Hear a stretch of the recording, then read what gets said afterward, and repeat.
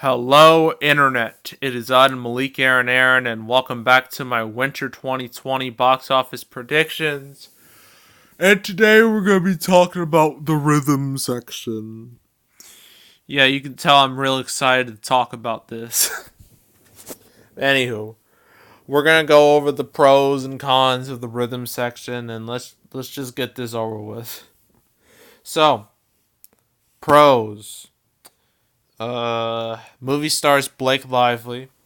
And she's had some hits in the past. Some of the hits on her resume are the Sisterhood of the Traveling Pants movies. There's The Age of Adeline, The Shallows, a movie I really like, and most recently, A Simple Favor. So she has a little bit of drawing power, not a whole lot, but a little bit.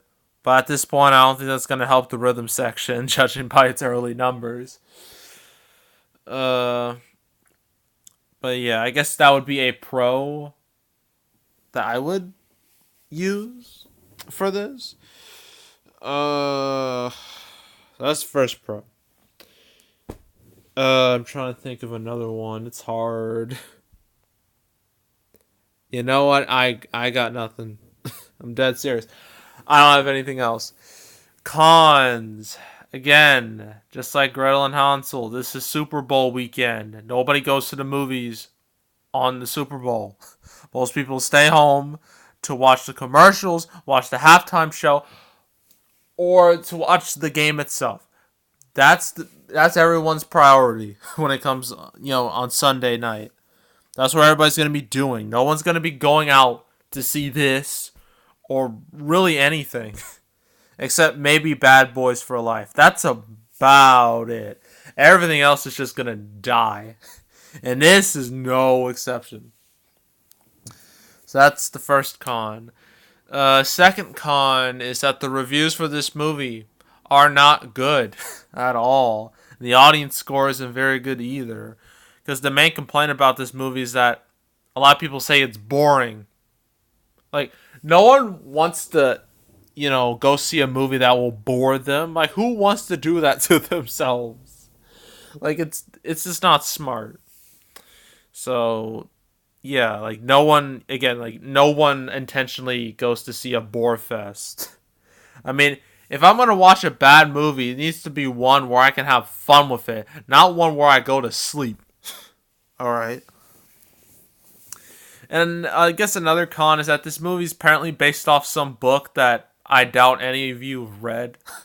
So that's not gonna help this movie at all. And also doesn't help that this movie has had literally no marketing at all. It's like this movie was literally thrown out there because they didn't know what to do with it, and so Paramount was just like, throw it in Super Bowl weekend. We got Sonic the Hedgehog coming up. That's gonna be our big movie.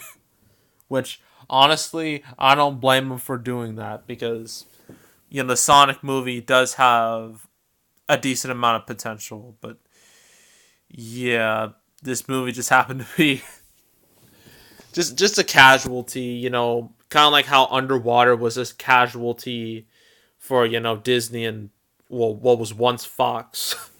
So yeah, there's nothing more for me to say. Opening weekend, it's gonna make like early numbers say it's gonna make like 3 million, which would be horrific. Would be like the worst opening of the year.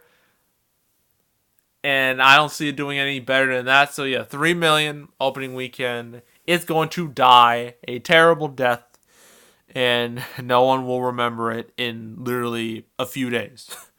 So yeah, that's the rhythm section, and that's the end of January. It was pretty to be honest. There were only stupid ad. Get off the screen. There were only two movies worth talking about in January, and those were Bad Boys for Life in 1917. Everything else was a dud. So yeah. Now next up in February, we got the supposedly big movie of February, and that's Birds of Prey and the Fantabulous Emancipation of One Harley Quinn. Yeah, that'll be the first movie of February, and the only movie coming out that weekend, which makes my job a whole lot easier. And then for the rest of February, there's like movies like Downhill and Fantasy Island and Photograph. Don't care about any of them. And then the movie I care about the most, Sonic the Hedgehog.